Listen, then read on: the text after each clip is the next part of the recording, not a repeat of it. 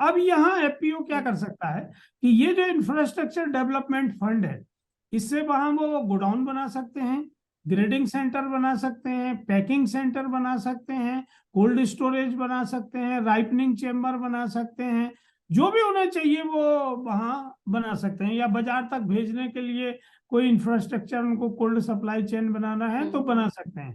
तो ये supply chain को छोटा कर सकते हैं, रिड्यूस कर सकते हैं।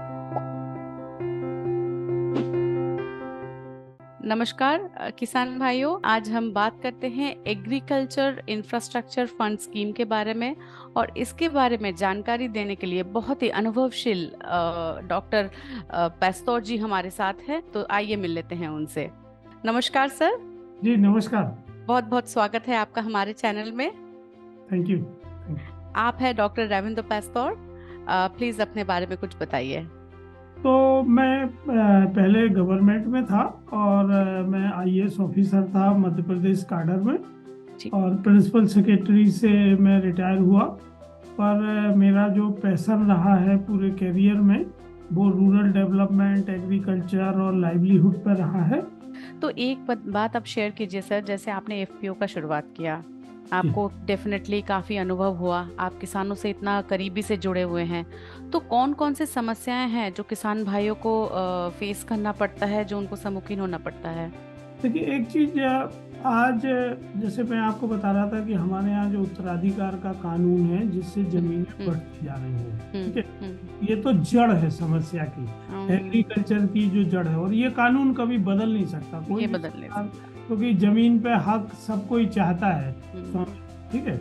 और जमीन गांव में क्या होता है कि वो उत्पादन का आधार के साथ साथ उसको एक स्टेटस भी देती है सोसाइटी में।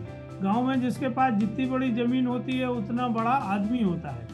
तो कम जमीन होते हुए भी लोग मिला के खेती नहीं कर सकते कि हम जमीन मिला लेते हैं और खेती करते हैं। और पिछले 15-20 साल से आप देख रहे होंगे कि पूरे भारत में अब मोनोकल्चर हो रहा है। पहले मल्टी क्रॉप्स होती थी, मल्टी कल्चर एग्रीकल्चर होता था, और ज्यादातर लोग जीविकोपार्जन के लिए खेती करते थे कि मेरे घर में क्या जरूरत है, तो जो मेरे घर की जरूरतें हैं, खाने में आटा चाहिए, दाल चाहिए, चावल चाहिए या मसाले चाहिए, तो मैं थोड़ा थोड़ा सब्जियां, मसाले सब अपने खेत में उगाता था।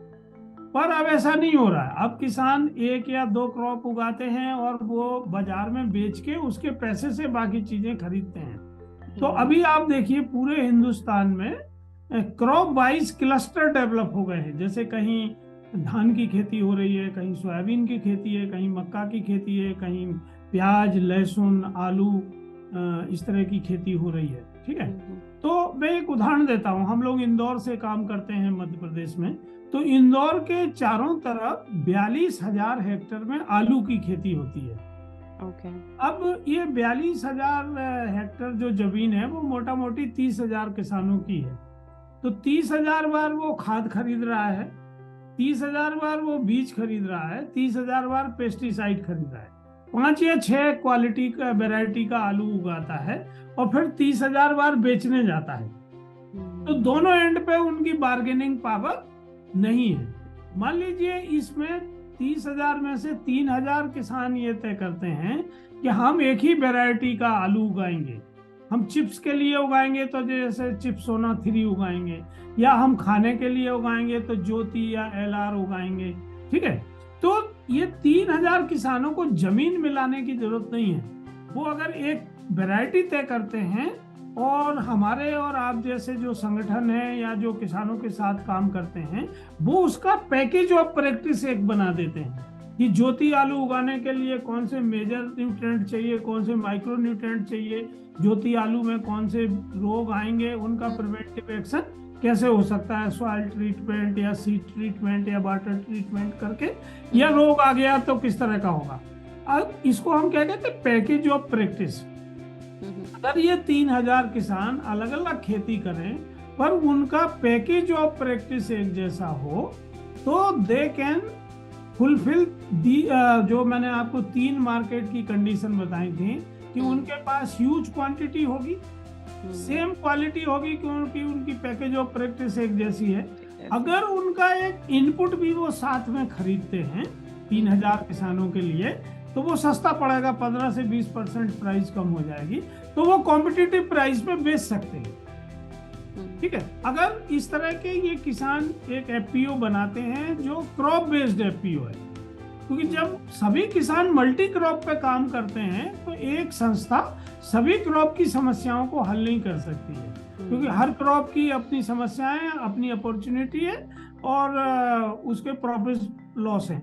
तो एफपीओ को क्या करना चाहिए कि खरीफ के लिए 1 या 2 फसलें सेलेक्ट करें और उसमें एक वैरायटी सेलेक्ट करें हर क्रॉप के लिए। इसी तरह रबी के लिए 1 या 2 फसल सेलेक्ट करें, उनमें एक ही वैरायटी फिक्स करें, उसका पैकेज ऑफ प्रैक्टिस बनाएं, मेंबर्स को ट्रेनिंग दें ताकि वो एक जैसे तरीके से खेती कर रहे हैं। अब यहाँ एफपीओ क्या कर सकता है कि ये जो इंफ्रास्ट्रक्चर डेवलपमेंट फंड है, इससे वहां वो गोडाउन बना सकते हैं, पैकिंग सेंटर बना सकते हैं, कोल्ड स्टोरेज बना सकते हैं, जो भी उन्हें चाहिए वो वहां बना सकते हैं, या बाजार तक भेजने के लिए कोई इंफ्रास्ट्रक्चर, उनको कोल्ड सप्लाई चेन बनाना है तो बना सकते हैं। तो डायरेक्ट लोकल मार्केट में ना बेच के अगर उनके पास ह्यूज क्वांटिटी है तो वो होलसेलर, प्रोसेसर या एक्सपोर्टर को ग्रेड करके सीधे बेच सकते हैं। जब ग्रेड करके बेचेंगे तो ज्यादा पैसा मिलेगा। जैसे आप जानते हैं जब किसान दूध घर में खुला देता है तो थोड़ा बहुत पानी मिला देता है, घर वाले भी कहते रहते हैं कि मलाई नहीं जम रही है, किसान भी कहता है कि अभी बरसात हो रही है, ये हो रहा है। पर जब वो किसान वही दूध फैट से बेचता है, किसी भी डेयरी में, अमूल में या किसी भी सांची या कहीं भी, जब वो उसका दूध का कीमत फैट से तय होता है तो वो अपने गाय भैंस को अच्छा कंसंट्रेट खिलाता है, दूध में पानी नहीं मिलाता है, ताकि अच्छी क्वालिटी का दूध वो सेंटर पर ले जाए तो ज्यादा फैट होगा तो ज्यादा प्राइस मिलेगी। अब एग्रीकल्चर में अभी क्या है कि जो फेयर एवरेज क्वालिटी नॉर्म्स हैं बेचने के, जब किसान पहली बार किसी व्यापारी को बेचता है तो उसके लिए भारत सरकार ने या राज्य सरकारों ने फेयर एवरेज क्वालिटी नॉर्म्स तय नहीं किए हैं। तो fair average A grade, B grade, C grade का कौन सा ग्रेड होगा, उसके पैरामीटर क्या होंगे, मॉइस्चर कितना होगा, कटा फटा दाना कितना होगा, कचरा क्या, तो ये ना होने से व्यापारी ऐसे हाथ में लेके जनरली ग्रेड अपने अंदाज लगाते हैं, और जब वो अंदाज लगाते हैं तो उनकी हथेली के ऊपर जितने दाने आते हैं उसी में उन्हें देखना होता है कि इसमें कचरा कितना आया है, खराब दाना कितना आया है, और फिर वो जो आपका 40 क्विंटल आप ट्रॉली में भर के लाए हैं उसका अंदाज बिठाता है कि 40 क्विंटल में ये कितना क्विंटल होगा, उसके हिसाब से वो आपकी प्राइस कम कर देता है। पर अगर एफपीओ इस फंड का यूज करता है, इंफ्रास्ट्रक्चर फंड का, या कोई भी किसानों का संगठन या कोई प्राइवेट स्टार्टअप, और वो अपना ग्रेडिंग सिस्टम बनाता है तो वो ग्रेड के साथ बेच सकता है, तो ये सप्लाई चेन को छोटा कर सकते हैं, रिड्यूस कर सकते हैं, और जो सप्लाई चेन में दूसरे लोग प्रॉफिट ले रहे हैं वो डायरेक्ट फार्मर प्रोड्यूसर्स को मिल सकता है। ओके। तो एफपीओ का तो डेफिनेटली बहुत बड़ा महत्व है इसमें। तो इसमें एक सवाल मेरे दिमाग में ये आ रहा है सर, जैसे सरकार से आपने कहा कि स्कीम है, लोन का टाइमिंग दिया गया है, इतना सैंक्शन इतने टाइम में हो जाएगा, इतना पैसा है, तो सर ऐसा भी कभी होता है कि कोई ऐसे अपना प्रोजेक्ट तैयार करके लेके जाए और वो सैंक्शन ना होए, तो उसका कैसे रहता है, कौन सी चीजों का हम ख्याल? किसान है या जो ऑर्गेनाइजेशन है वो बहुत सारी टेक्निकलिटीज नहीं समझते हैं।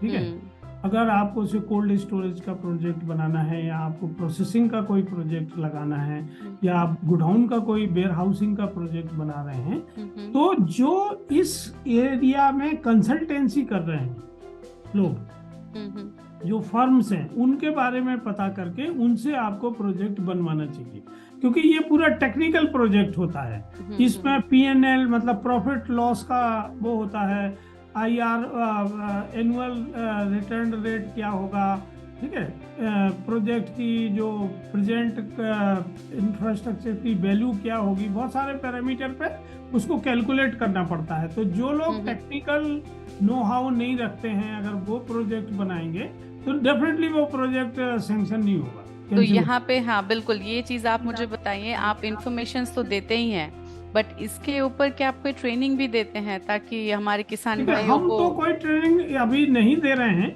पर अच्छा। हमारे जो बहुत सारा नेटवर्क है उसमें इस तरह की संस्थाएं हैं। तो ओके। अगर कोई बंदा या कोई संस्था या कोई ऑर्गेनाइजेशन इस तरह का प्रोजेक्ट बनवाना चाहते हैं तो ई फसल उनको कनेक्ट कर सकते हैं। ओके। ताकि वो उनका प्रोजेक्ट बना दें।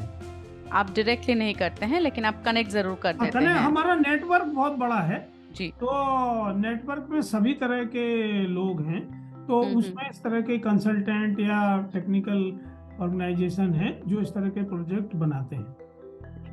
तो सर मेरा अगला सवाल आपके लिए ये रहेगा, जैसे आप डेफिनेटली बहुत से किसान भाइयों के संपर्क में होंगे जिन्होंने ये प्रोजेक्ट बनाया, उनको सैंक्शन हुआ और काम भी कर रहे हैं उस पे, तो ऐसी कोई एक सक्सेस स्टोरी अगर आप शेयर कर पाए तो। देखिए जैसे मैं एक हमारे इंदौर के ही हमारे साथी हैं, उनने अपना स्टार्टअप बनाया और उसमें उनने ड्रोन खरीदने के लिए इंफ्रास्ट्रक्चर फंड लिया है। ड्रोन खरीदने के लिए? क्योंकि इसमें IoT इंटरनेट ऑफ थिंग्स के लिए स्टार्टअप को पैसा मिल सकता है। रिमोट सेंसिंग है, जैसे आप सेंसर लगाते हैं कि मॉइस्चर है या क्या है, इन सब के लिए मिलता है। टिश्यू कल्चर के लिए मिलता है, सीड के लिए मिलता है। मतलब मोटा मोटी आप समझिए कि एग्रीकल्चर की जितनी स्कीम्स हैं, बर्मी कंपोस्ट है, आपका जो बायोगैस से प्लांट लगा के आपको ऊर्जा बनाना है उसका है, तो इसमें हनी प्रोसेसिंग है, मशरूम है, मतलब कुछ नर्सरी बनाना है, जो भी एक्टिविटी आप लेना चाहते हो वो सब इसमें कवर होता है। तो ऐसे जैसे मैंने आपसे कहा कि भारत सरकार ने बहुत सारे प्रोजेक्ट सैंक्शन किए हैं और वो सभी सक्सेस स्टोरीज हैं क्योंकि उनके प्रोजेक्ट बहुत अच्छे स्क्रूटनी होके ही सैंक्शन हुए हैं। ये बहुत अच्छी चीज़ बताई है सर आपने, क्योंकि स्क्रूटनाइजेशन बहुत अच्छी है और इस प्रोजेक्ट पे तो खास तौर से आपने कहा कि एक अलग टीम ही बिठा दिया गया है सारी चीज़ों को अच्छे तरीके से एग्जीक्यूट करने के लिए। तो सर ये स्कीम भारत सरकार ने डेफिनेटली बहुत सोच समझ के बनाई होगी, ठीक है, लेकिन आपके पास अनुभव भी बहुत है, तो उस हिसाब से अगर आपको कभी मौका मिले या आप कुछ कहना चाहेंगे कि स्कीम को और बेहतर कैसे बनाया जा सकता है, उसके ऊपर आप कुछ कहना चाहेंगे? देखिए, एक जो भारत सरकार बहुत सारी स्कीम बना रही है, ठीक है, जैसे FPO का भी एक बहुत बड़ा प्रोजेक्ट उन्होंने लिया है जिसमें 10,000 FPO बनाना है और उसमें FPO को 5 साल चलाने के लिए पैसा मिलता है, 18 लाख रुपए उसमें मैचिंग ग्रांट मिलता है और उसमें भी 2 करोड़ रुपए विदाउट कोलेटरल FPO को अलग से लोन मिलता है इस स्कीम के अलावा।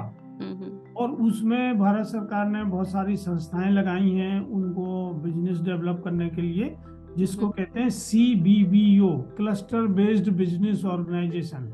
वो कंसल्टेंट हैं जो FPOs पे काम कर रहे हैं। पर इसमें क्या होता है, देखिए कि जो किसान हैं या जो किसानों के संगठन हैं, किसान जो है मेरे हिसाब से जितना मैं किसानों को जानता हूँ, वो अकुशल किसान ट्रेनिंग के बाद कुशल किसान हो सकता है पर वो कुशल व्यापारी नहीं हो सकता।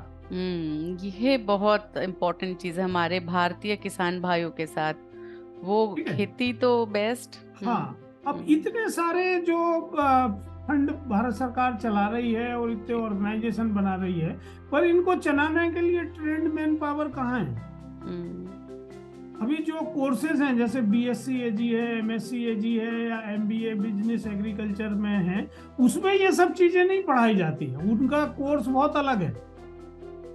तो वो जब तक ट्रेंड स्टाफ नहीं होगा तब तक कोई भी बिजनेस डेवलप नहीं हो सकता है, ठीक है ना। जैसे हमारे यहाँ मध्य प्रदेश में एक FPO है, वो एक प्रदान करके संस्था है। जब मैं गवर्नमेंट में था तो मैं वर्ल्ड बैंक का एक प्रोजेक्ट का इंचार्ज था, उस समय वो संस्था बनाई गई थी और वो पोल्ट्री के ऊपर काम करते हैं और उनका जो बिजनेस है वो 600 करोड़ रुपए साल से भी ज्यादा है और उसमें सभी महिलाएं हैं, हरिजन आदिवासी महिलाएं जो वनडे ओल्ड चिक जिन्हें मिलते हैं और वो 42 दिन में 1 किलो का चूजा बनाते हैं और उनका जो FPO है वो डोर स्टेप पे उन्हें मटेरियल देता है इनपुट और डोर स्टेप से ही उनसे मटेरियल ले लेता है। तो ये क्यों कर पा रहे हैं? क्योंकि उनका पैकेज ऑफ प्रैक्टिस एक जैसा है।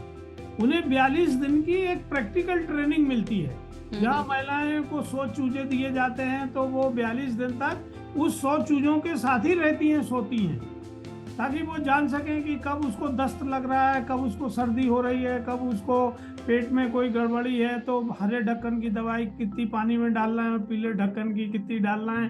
तो जब तक, क्योंकि प्रैक्टिकल ट्रेनिंग नहीं होगी। अब हमारे यहाँ दिक्कत क्या है कि जो बिजनेस नहीं जानता वो बिजनेस सिखाता है, जो एग्रीकल्चर नहीं जानता वो एग्रीकल्चर की एडवाइस दे रहा है। तो ये इकोनॉमी होने से जो भारत सरकार की स्कीम्स हैं या जो दूसरे फंड हैं उनका बेस्ट यूटिलाइजेशन नहीं हो पा रहा है।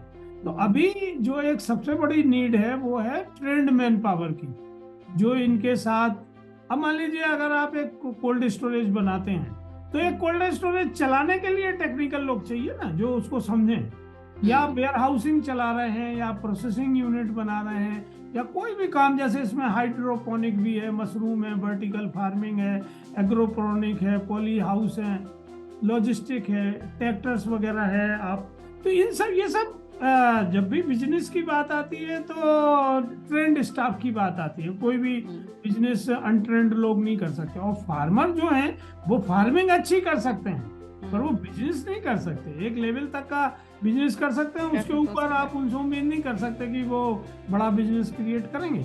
तो ये जो सबसे बड़ा गैप है, यहाँ एक कलेक्टिव काम करने की जरूरत है। जी जी जी। तो सर अभी तो छोटा सा एक ये इंटरव्यू था हमारा, जहाँ पे बहुत सारे सवाल तो हम इंक्लूड नहीं कर सकते हैं, बट फ्यूचर में, भविष्य में अगर हमारे किसान भाई, हमारे दोस्त जो है आपके साथ संपर्क करना चाहते हैं तो क्या समाधान रहेगा सर? उसके लिए कैसे संपर्क कर सकते हैं आपसे? तो मेरा मोबाइल नंबर आपके पास है, वो आप उस पर डाल सकते हैं। मेरी कंपनी का ईमेल है info@efasal.com, वो डाल सकते हैं। हमारा फेसबुक पेज है, हमारा ई फसल का एक यूट्यूब चैनल है जहां हमने बहुत सारे वीडियो अपने अपलोड किए हैं इन सब बातों को लेके कि फार्मर का एफपीओ कैसे होना चाहिए, उनका बिजनेस प्लान कैसे होना चाहिए। खासतौर से मैं जिस पर, देखिए अभी मार्केट में बहुत सारे लोग ये बताते हैं कि उत्पादन कैसे करना चाहिए। मैं उत्पादन कैसे करना चाहिए नहीं बताता हूँ, मैं ये बताता हूँ कि खरीद कैसे करना चाहिए और बेचना कैसे चाहिए। आप अपने प्रोडक्ट को कैसे बेच सकते हैं, ब्रांडिंग कैसे कर सकते हैं, उसमें वैल्यू एडिशन कैसे ला सकते हैं, या आप इनपुट खरीद रहे हैं, seed, fertiliser, pesticide, machine, equipment, तो उसको कैसे अच्छे से आप खरीद सकते हैं, कौन सा आपको खरीदना चाहिए जिसमें आपको कम खर्चा लगे और जिसमें आपको इन्वेस्टमेंट पे आरओआई, रिटर्न ऑन इन्वेस्टमेंट बेहतर हो। जी जी, ये भी एक बहुत बहुत बड़ा महत्वपूर्ण मार्गदर्शक होता है, क्योंकि हमारे जैसे किसान भाई, आपने कहा कि वो किसान खेती तो अच्छा कर लेते हैं, प्रोडक्शन अच्छा कर लेते हैं, लेकिन उसके बाद उनको मार्गदर्शन अच्छे से नहीं होता है, तो तब जाके उनकी प्रॉफिट या इनकम जो है बहुत कम रह जाती है। और सबसे बड़ी बात सर, ये जो अनुभव से आपने कहा ना कि उनसे आप एक लिमिट तक आप एक्सपेक्ट कर सकते हैं कि वो प्रोडक्शन अच्छा करे, बेचे, लेकिन वो बिजनेसमैन नहीं इतना आप एक्सपेक्ट कर सकते हैं। सर बहुत बहुत शुक्रिया आपका इस समय देने के लिए, इतनी इन्फॉर्मेशन हमारे साथ शेयर करने के लिए। पर हाँ, फ्यूचर में हम लोग आपसे फिर भी जुड़े रहेंगे। टूल्स विला भी यही मोटिव रखता है कि किसान भाइयों के पास जितना से जितना हो सके इन्फॉर्मेशन पहुंचे और उनको जितना अच्छे तरीके से हम उनको और एडुकेट कर पाए चीज़ों के बारे में, उनको फायदा रहे। बहुत बहुत शुक्रिया, बहुत बहुत धन्यवाद सर आपका। Thank you. आज के लिए सर नमस्कार। नमस्कार।